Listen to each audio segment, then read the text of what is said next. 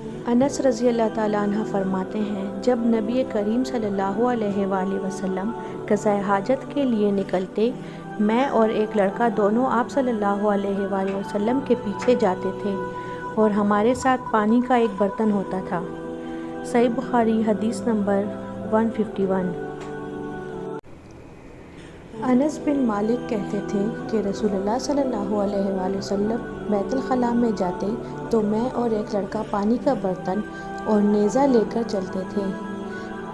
پانی سے آپ صلی اللہ علیہ وآلہ وسلم طہارت کرتے تھے۔ صحیح بخاری حدیث نمبر 152۔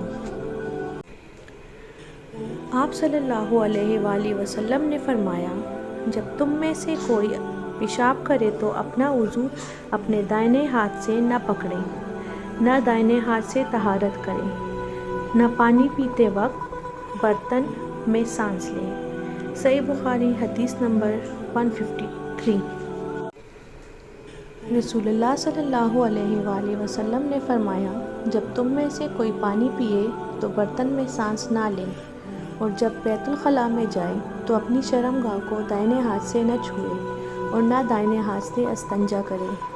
صحیح بخاری حدیث نمبر 154۔